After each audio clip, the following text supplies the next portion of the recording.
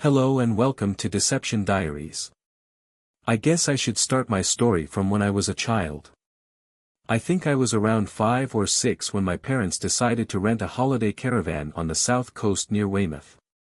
From then on, every school break, we'd head down there. Usually, it was just my mom, my 2 sisters, and me, because Dad couldn't always join us due to work. After a couple of years, Dad upgraded to a bigger caravan, and we started inviting friends and relatives to join us for breaks away from the city. There were many other families from different parts of the country with caravans on the site. When Mom took us down without Dad's car, my sisters and I would explore the site and the local area.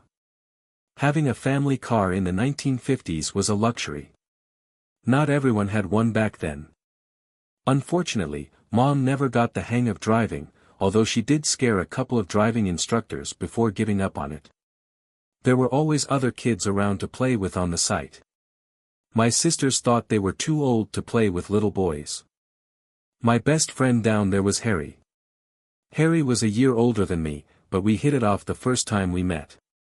She had a big red birthmark on the left side of her face, and I never understood why other kids avoided her because of it. The birthmark didn't bother me, and since Harry was a tomboy, we became good friends during our time in Weymouth. If Harry's family didn't go to Weymouth for a school break, I found it boring there. Harry was an only child and we felt more like siblings than just friends. My 2 older sisters were stuck up when they were young. As we grew older, climbing cliffs and throwing stones into the sea lost its appeal. We explored every corner for miles around over the years, even finding spots to spy on couples making out. It was amusing when we were 10, trying to figure out what they were doing.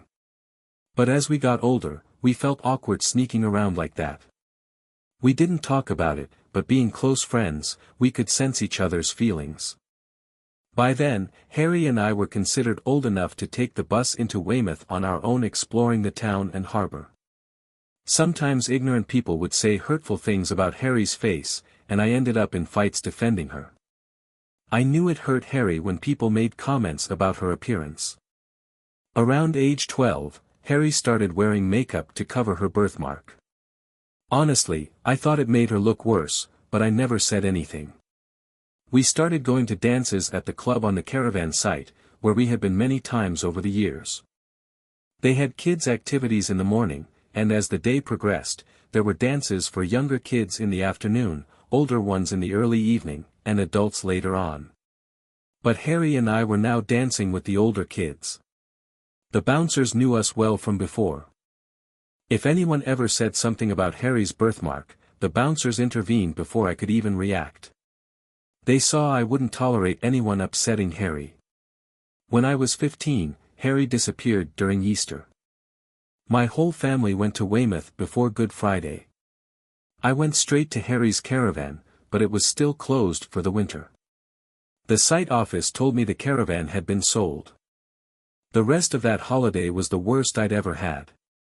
Every day, my mom and Dad took me out. Later, my dad tried to find out what happened to Harry and her family. Years later, he told me Harry's father had passed of influenza that winter. Her mother couldn't afford to keep the caravan, so she sold it. Dad hoped to find Harry's address so I could write to her, but he couldn't. Harry and I were friends in Weymouth, but we never thought to exchange addresses and keep in touch. All I knew was she lived somewhere near Bath. After Harry left, Weymouth lost its charm for me. That summer, while my mom and sisters went to Weymouth, I stayed home with my dad during his summer break from work. The rest of the summer, I hung out with my school friends. The next year, my mom decided it was time for us to join the latest trend, going abroad for our summer vacation. My sisters, who were dating boys by then, probably influenced her, as they didn't want to be away from their boyfriends for so long each year. The caravan was sold, and we set off as a family for a couple of weeks in the sun. Interestingly, we traveled by train, which took 24 hours. I went along with them for the first few trips to Rimini in Italy. But when I turned 18, I wanted to hang out with my friends, so I stopped going with them. Pop festivals were all the rage then, and that's where my buddies and I went whenever we could. It was the 60s, and we had a blast for a few years.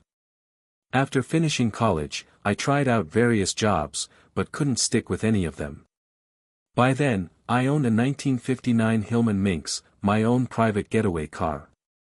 One day, my boss said something I didn't like, I can't remember what, and I told him to shove his job, which I hated anyway, and walked out.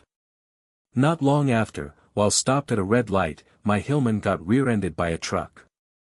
I got out, and the truck driver apologized profusely.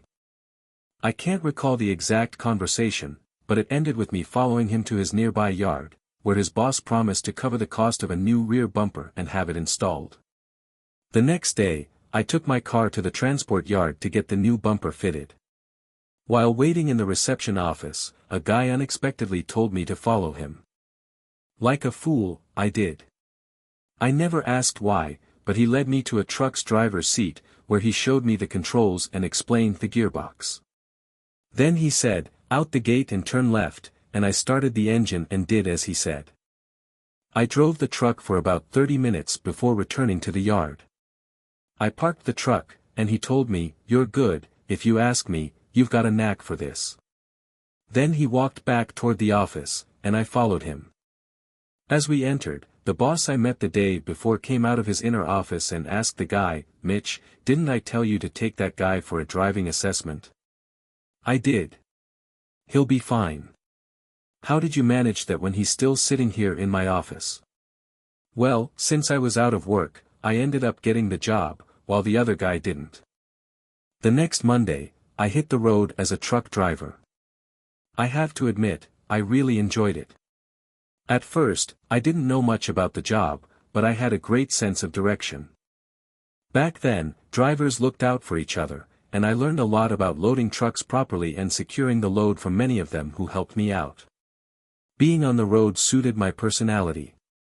It was the first job I truly liked and settled into. I soon found out that several companies specifically requested me when they needed a truck delivered. My boss liked that because it showed I was doing well and keeping his customers satisfied. At Marshall's, one of the places where I often picked up loads, there was a girl named Thelma working in the dispatch office. Thelma was stunning in every way. She dressed to catch the eye of the guys and enjoyed the attention.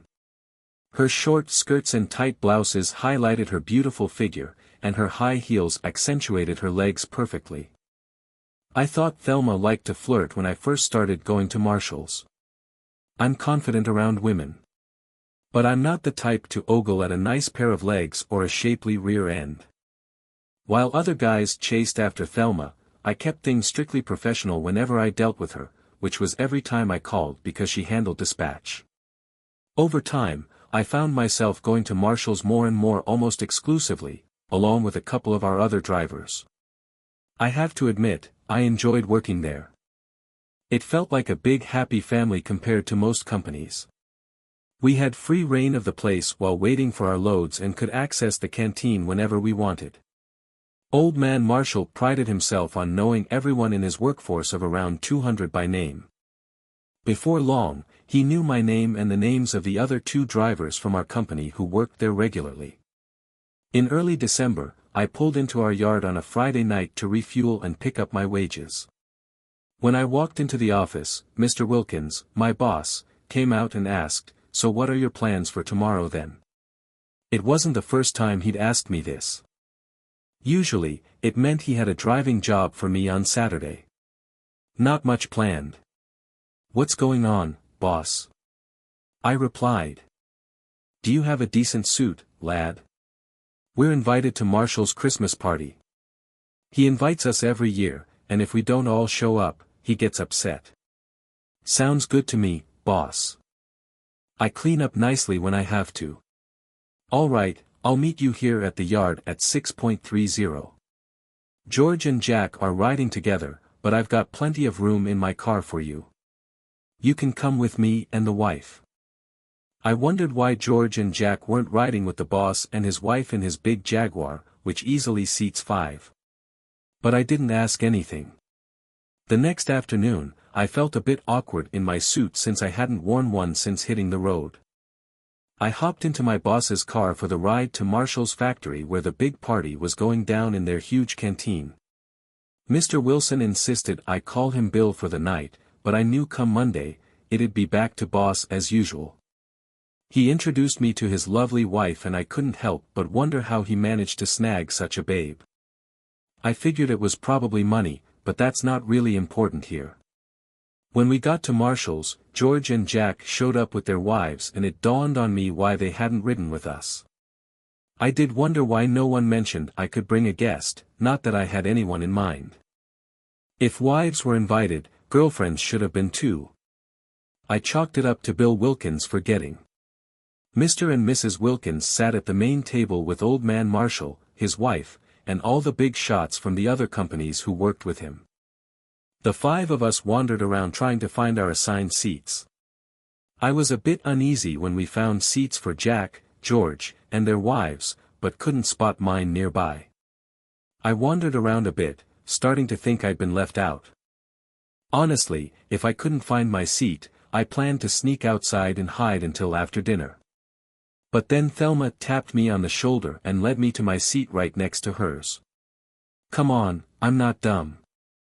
Thelma was sitting where my guest would have been if I'd known I could bring one, and that meant I was sitting where her guest should have been. I had a feeling I'd been set up somehow. Old man Marshall was making his rounds as everyone settled in and found their seats. When he approached me, he thanked me for coming and praised my work. Then he said, "Well, my boy, our lovely Thelma here didn't have a date for tonight. Mind looking after her?"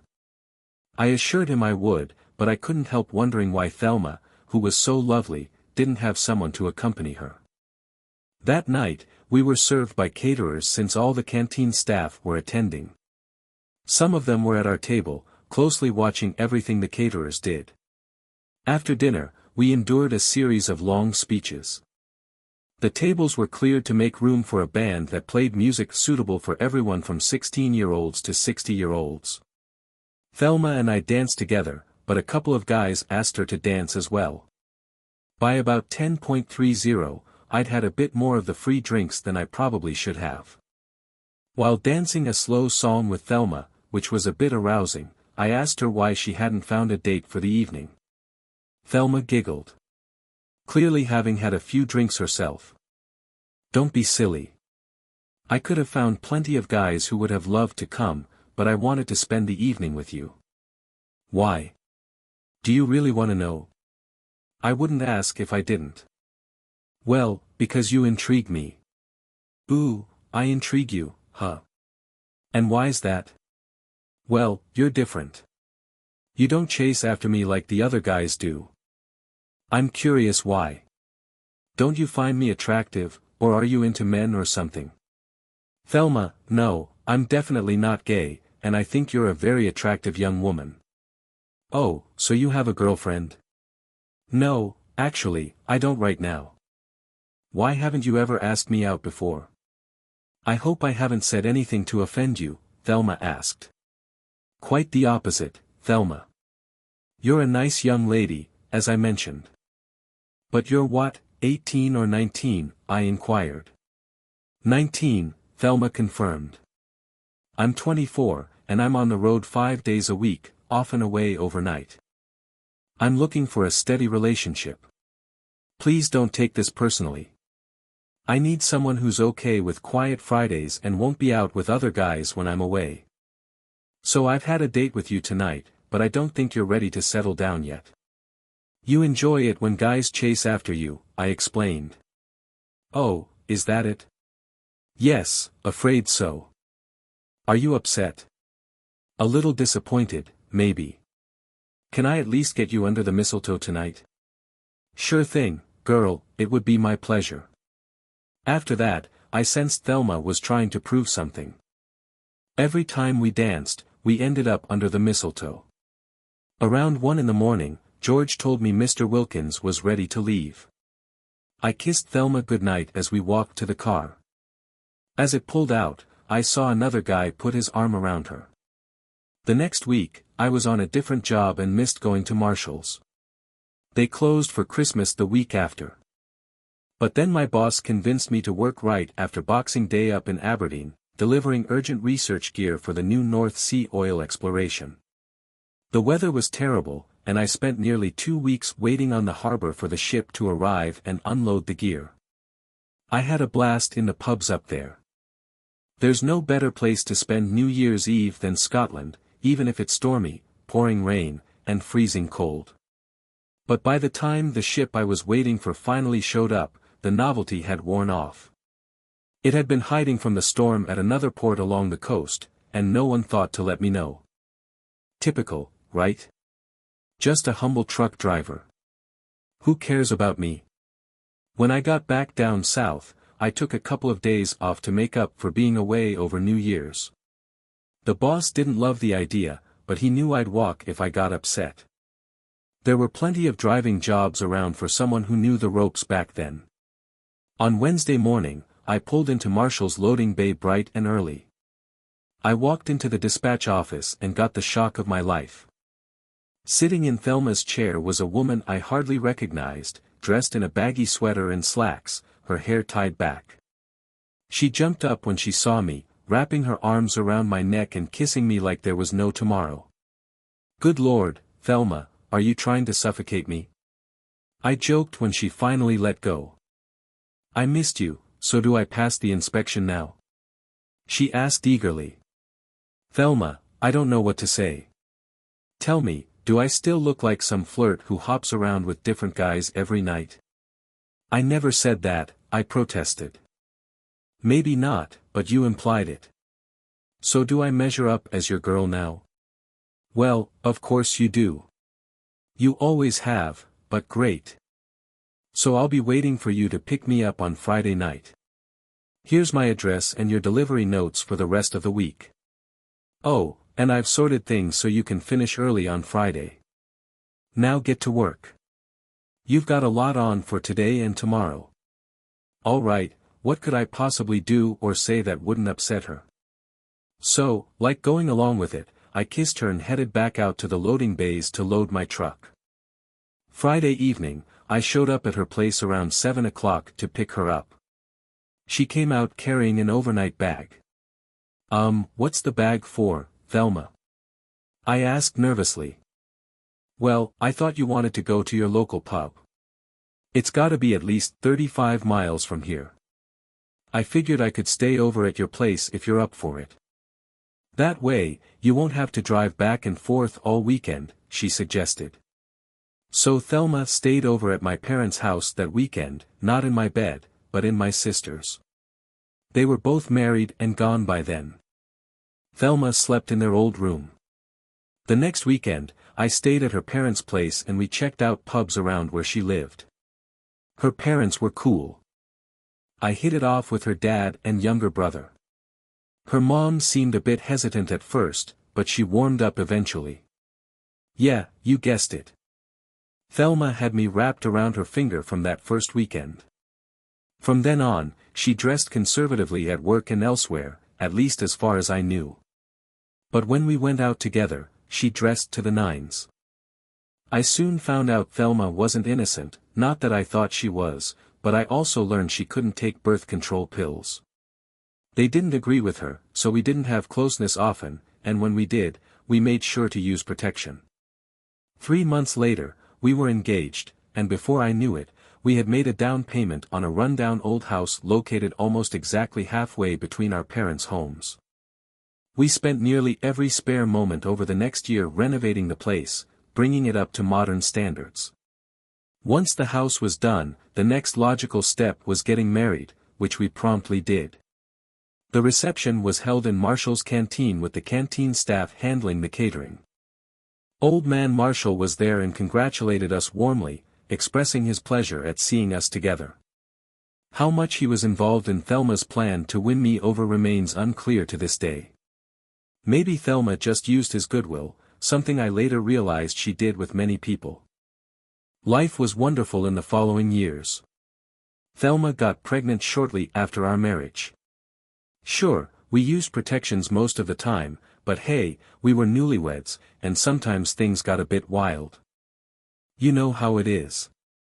After having our first child, Tracy, we decided to have our second, Helen, as soon as possible. 2 kids felt like the right number for us, and Thelma took care of the birth control issue permanently. She had some complications during Helen's pregnancy, so the doctors closely monitored her from early on. While Thelma was pregnant with Tracy, I got a call from Old Man Marshall. Long story short, his transport manager was retiring, and with Thelma on maternity leave, he was in a bind. He had already spoken to Bill Wilkins and asked if I would step in as the transport manager until Thelma returned to work. It made sense for me, because I could be nearby when Thelma gave birth instead of traveling all over for work. Reluctantly, I agreed. The only hitch was that when Thelma and I decided on our second child, my temporary position at Marshall's became permanent. The job wasn't tough. It just required knowing vehicles and planning truck routes. Over time, I grew to somewhat enjoy it. It wasn't as thrilling as being on the road, but the pay was better, and there were no extra hours. I was actually glad I could spend time with our 2 little girls. I was pretty sure they'd grow up to be just as charming as their mom, though I knew there might be challenges ahead. I figured I'd deal with those when the time came. Life carried on like it does for most couples with young kids. I genuinely felt like I had everything. A good job, a nice home, a loving wife, and 2 wonderful daughters. But sometimes things take a turn unexpectedly. If I had to pinpoint it, I'd say my first hint that something wasn't right came when Tracy turned 6. One morning on my way to work, I noticed the car behind me. Now I get it. Roads are public, cars follow each other. But what caught my attention was the car behind me. Being a truck driver for years, you develop a keen sense of awareness on the road. When you're hauling valuable cargo, that car behind you could be up to something, or worse, it could be an unmarked police car, a real hassle when you're on a tight schedule. So if you're smart, you keep an eye on the cars behind you. Every driver should, really. I'm talking about not just the car, but its occupants. Trust me, you can spot them a mile away if you're paying attention. No, the car I had noticed behind me stayed there consistently.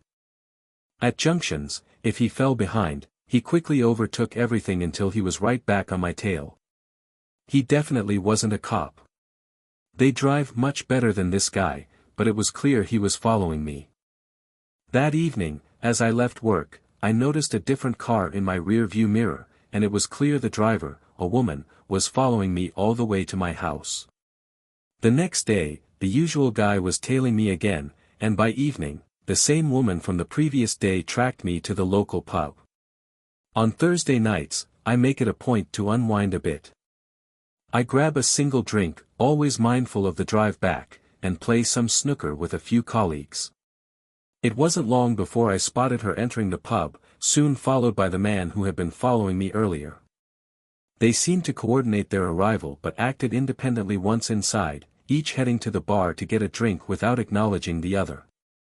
As the evening progressed, the situation grew oddly unsettling.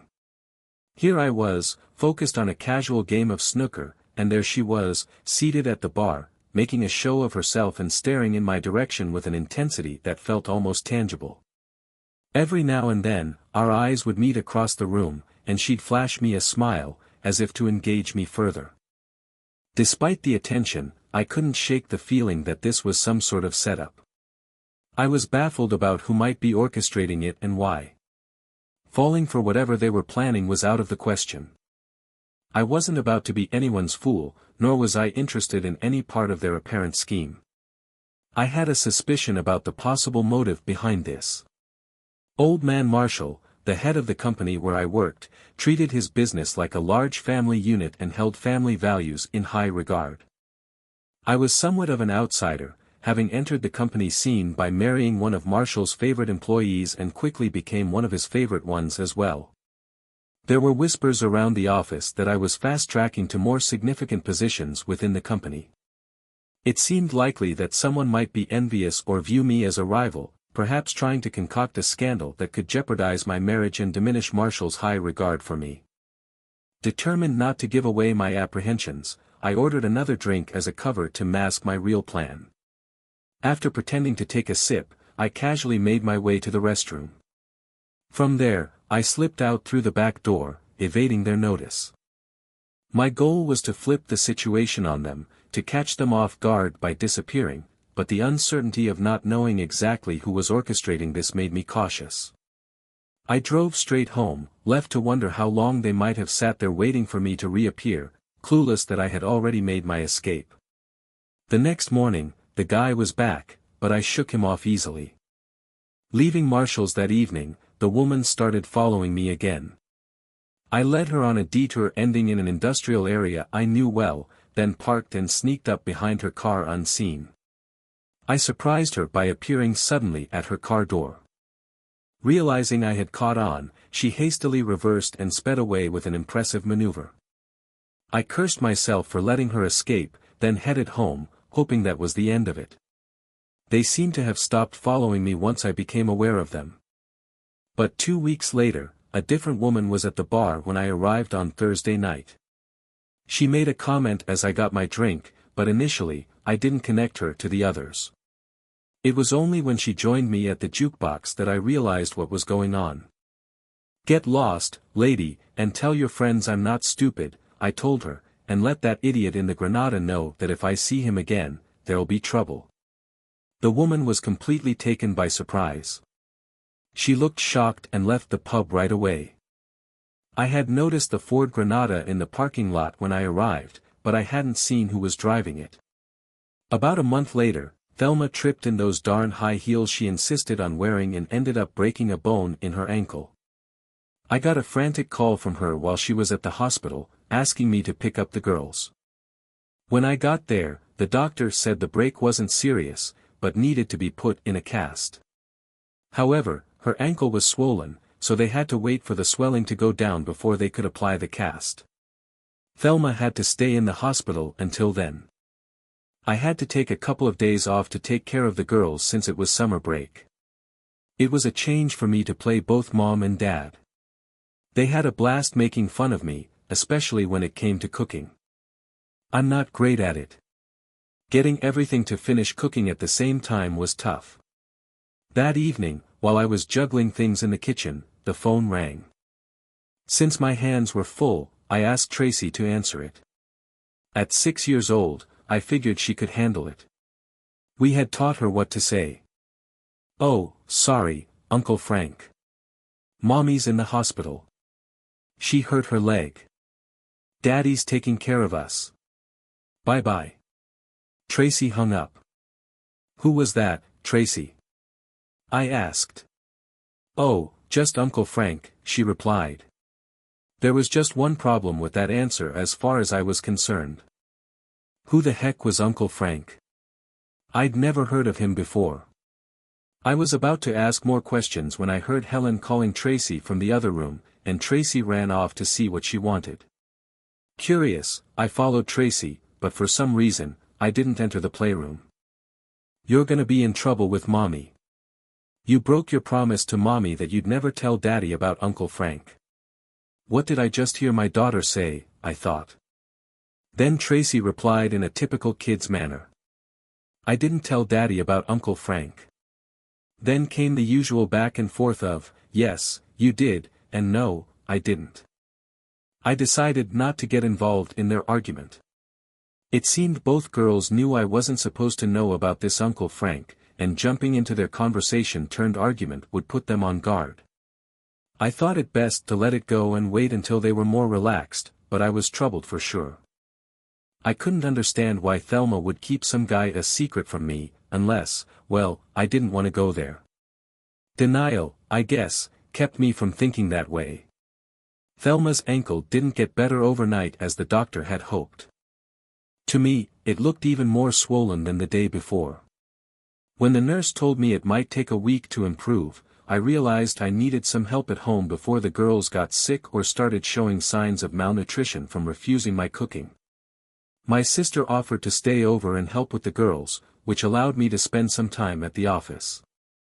Sarah brought her 9-year-old daughter, Marcy, along. I can't say I was too fond of Marcy. She seemed to take after her mother, who, even though she was my sister, wasn't someone I particularly liked when we were younger. We had gotten along better now that we were older. I'm not sure why I did it. Maybe I needed someone to talk to, so I told Sarah about this Uncle Frank. Perhaps my girls were sworn to keep the secret from me, but Thelma might not have imposed the same restriction on others. When I shared with Sarah, she sat quietly for a moment. Then she spoke. "Do you think Thelma?"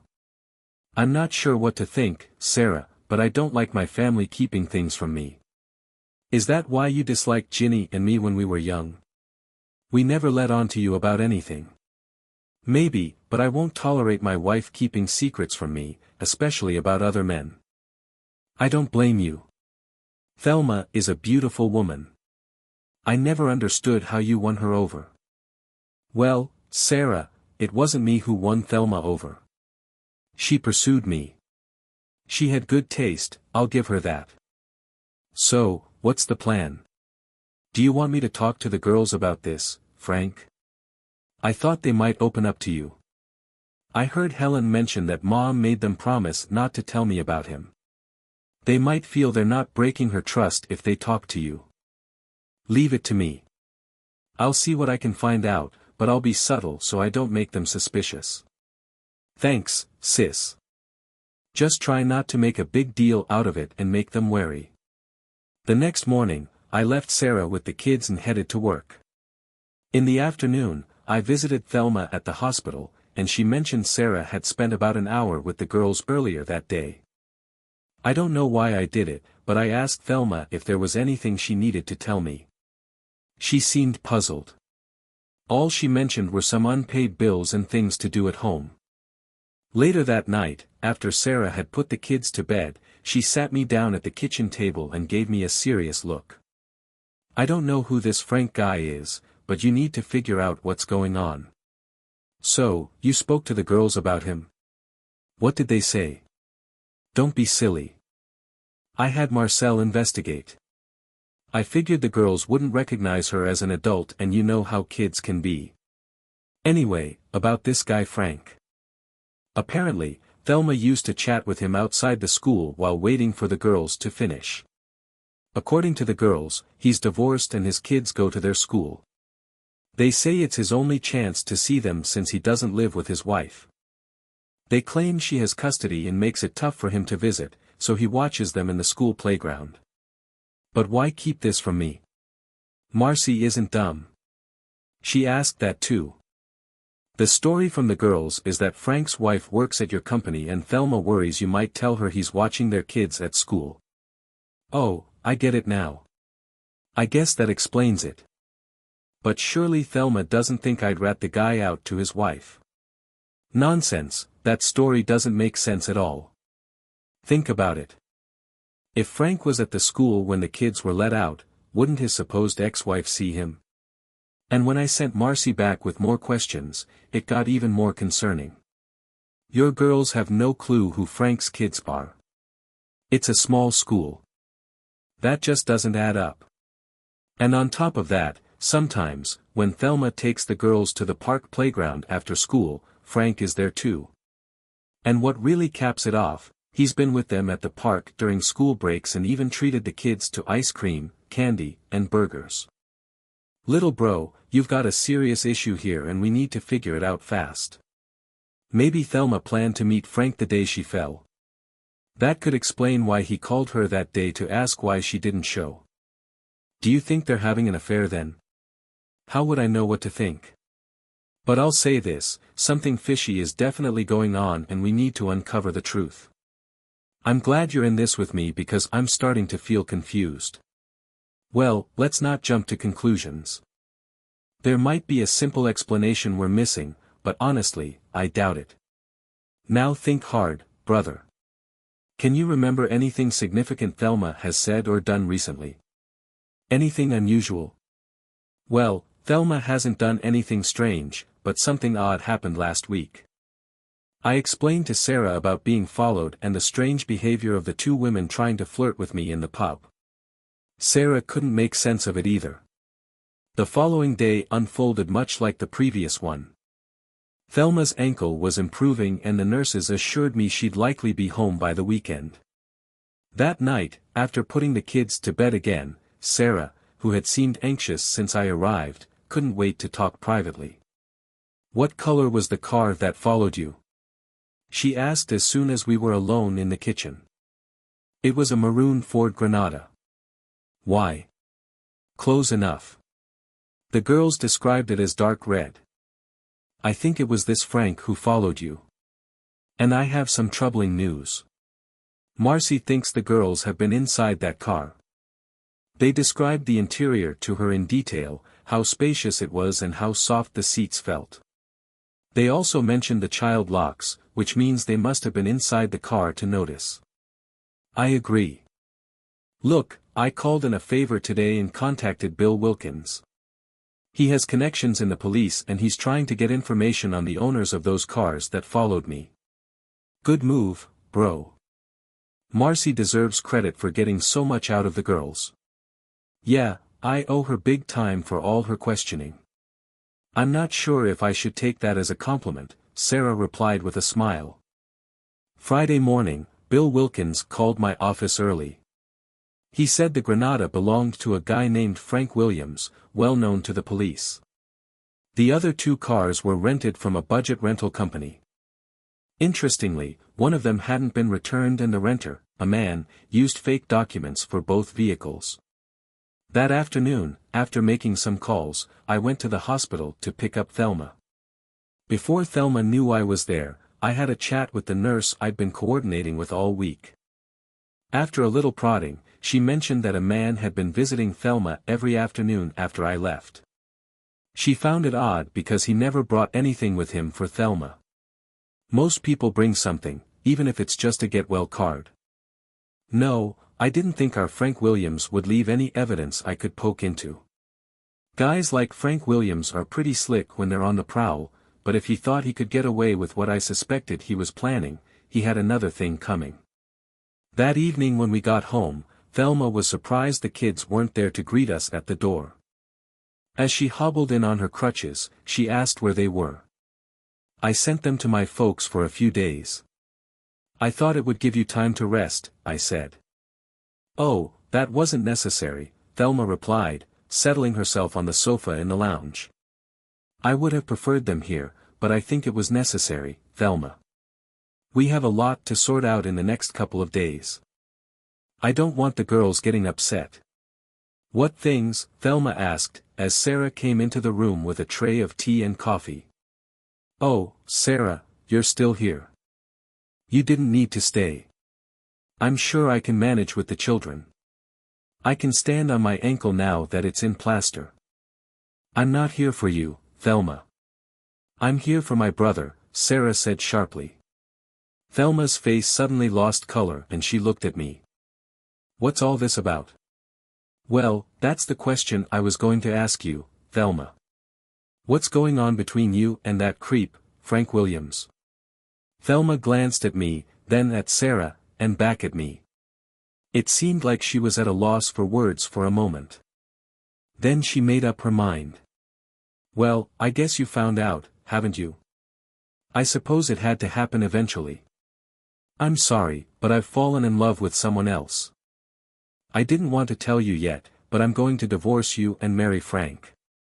Just like that, I questioned. Yes, I've been trying to figure out how to tell you for weeks now. I didn't want to hurt you more than I had to. Sarah started to say something, but movement behind her caught her attention, and she paused.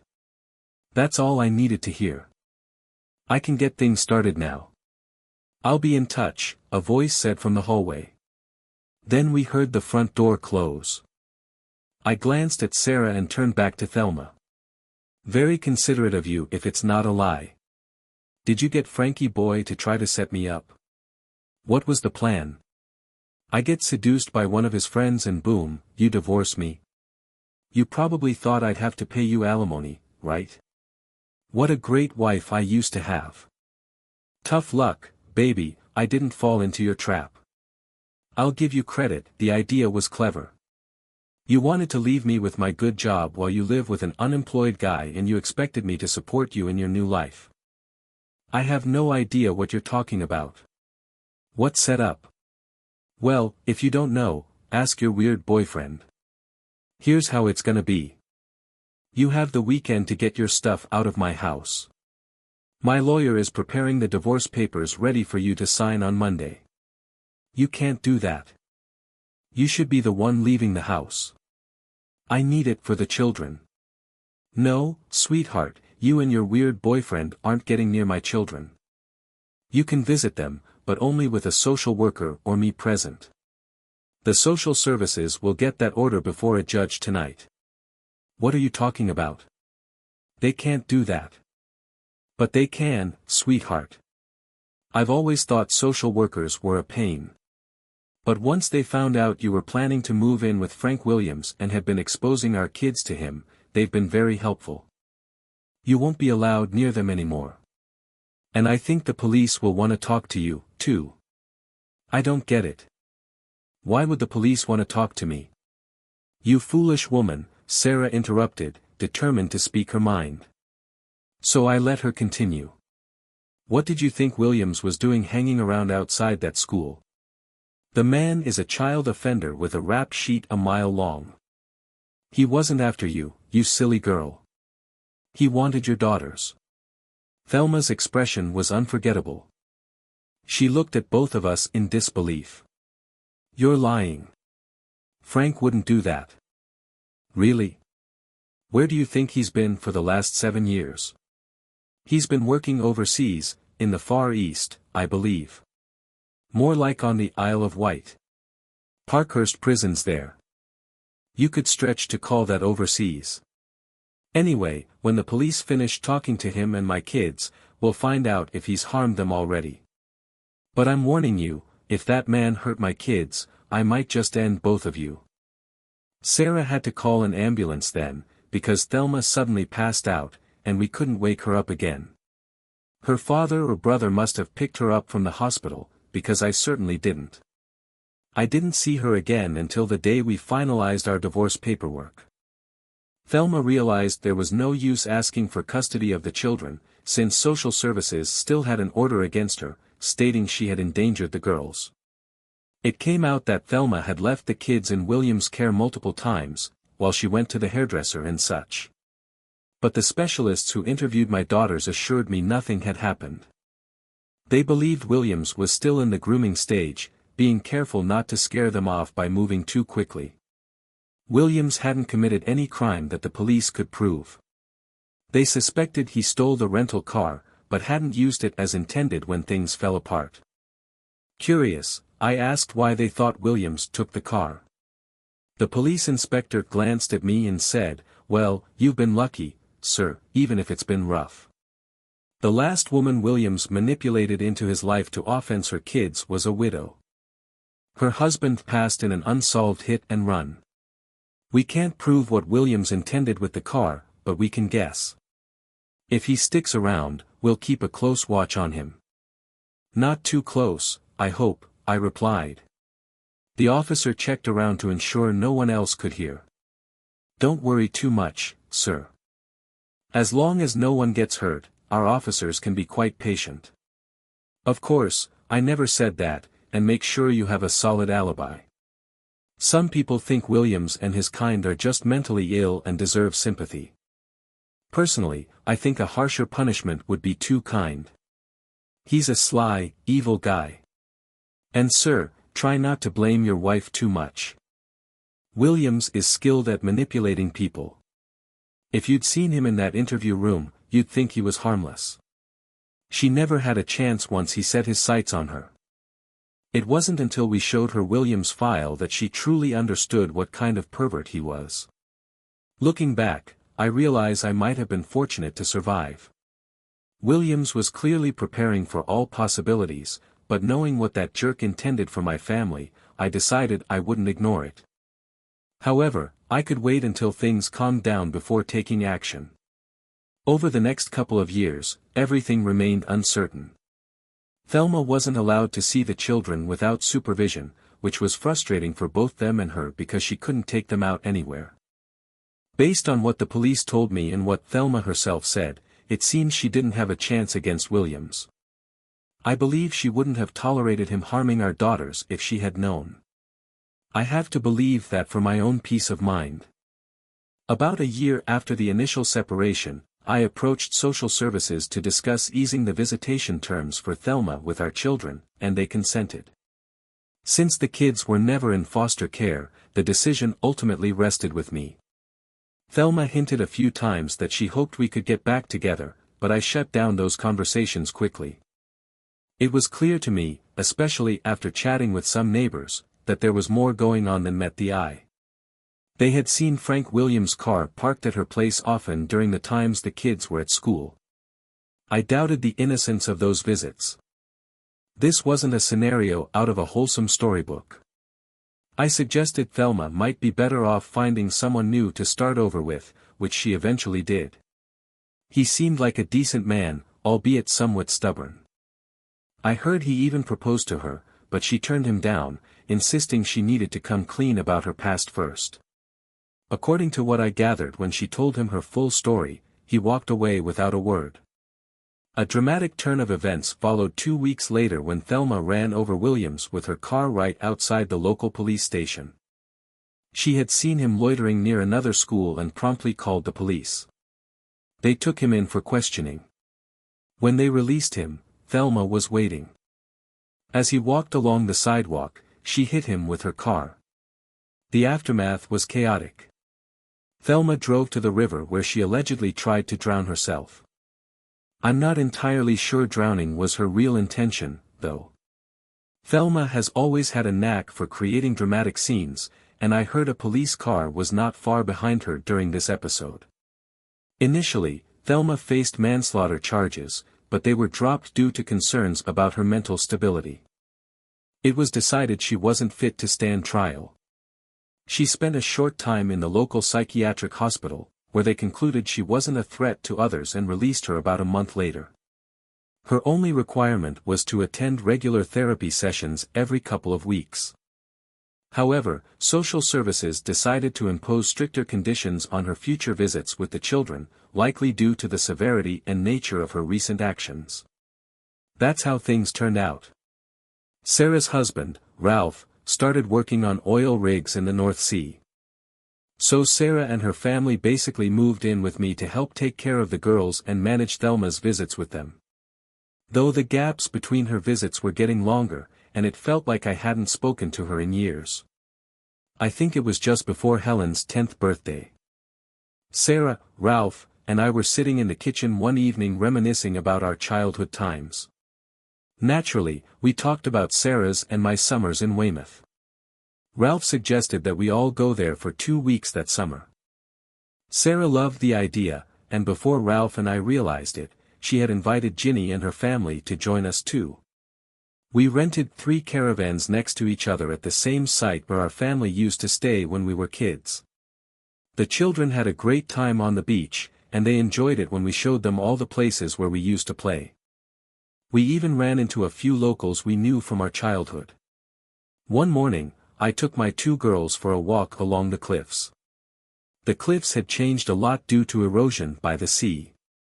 It took me some time to find the tree where Harry and I used to carve our initials every year. Some of them were still quite visible.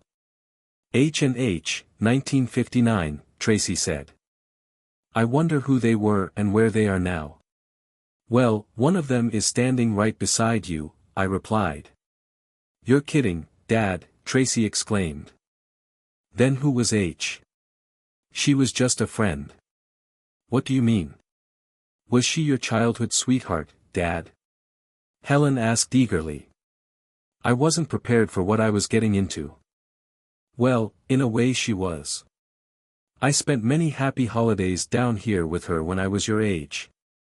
But I'm not sure if you could really call her my sweetheart. I only kissed her once. Was it nice? I wasn't sure if Tracy was trying to tease me or genuinely curious. Yes, it was very nice. I would have liked to kiss her more, but she didn't come back the next year. That's sad. Were you really upset? Yes, I was. But if you don't mind, let's change the subject.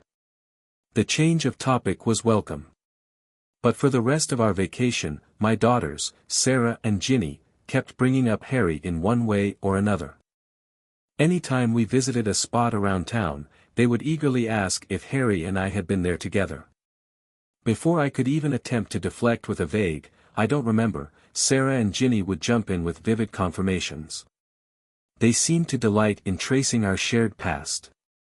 So much so that even the cakes and treats they prepared bore the initials H and H subtly etched into the icing. I tried to feign annoyance at their antics, but their laughter was infectious. And soon enough, I found myself laughing along with them, swept up in the nostalgia and the light-hearted mood they created. Upon our return home, the embarrassment did not cease. My sisters, Tracy and Helen, spurred on perhaps by the fun we'd had reminiscing, encouraged my parents to pull out all the old holiday photos featuring Harry and me. As we flipped through the dusty albums, my daughter scrutinized each image with keen interest. I was particularly apprehensive about how they would react to seeing Harry's noticeable birthmark, which was quite prominent in many of the photos. Remarkably though, the topic never arose. Whether Sarah and Ginny had been prepped by their aunts to avoid the subject, or they simply chose to focus on other details, I was relieved it didn't become a point of discussion. The following year, we made another trip to Weymouth. This time without the extended family, just my daughters, Sarah, Marcy, and me. Ralph was initially supposed to join us, but he cancelled last minute due to unforeseen work obligations. Surprisingly, Sarah took the news of his absence in stride, even though Ralph's job on the rigs often kept him away for extended periods. We crammed into my car for the drive down with the trunk and roof rack fully loaded with our luggage. The first couple of days in Weymouth passed in a relaxed, enjoyable blur. But then, on Tuesday morning over breakfast, my girls suddenly expressed a desire to revisit the tree with our carved initials. The excitement was palpable as we set off around 10 in the morning. The three girls were unusually lively, singing and dancing along the path as if they were part of a musical. It was clear they were up to something, but their cheerful spirits were too contagious to dampen with questions. When we finally arrived at the old tree, Tracy dashed ahead of the group. She reached the tree first and triumphantly exclaimed, "Yes, yes, he's done it, he's done it." Then the three girls gathered around the tree. When Sarah and I approached, the girls stepped back. Beneath the carving from 1959 was another one that read HNH 1982. I stared at it for a moment, trying to grasp what was happening. Suddenly, Ralph emerged from nearby bushes with a couple of children I didn't recognize. "She says you'll know where to find her. She told me to tell you she's where you used to spy on the courting couples from. She'd like to meet you in private." Without saying anything to Ralph, I took off jogging toward our old hiding spot. But when I arrived, Harry wasn't there.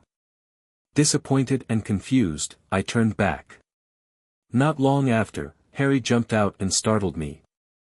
"A game we used to play as kids." "Christ, Harry, you scared the hell out of me," was all I could manage. "Well, it's payback for all the times you've startled me," he joked. We reminisced and talked like we did when we were children. When we returned to the tree, everyone else had left. Slowly, I shared bits of my life story with Harry, as we made our way back to the caravan.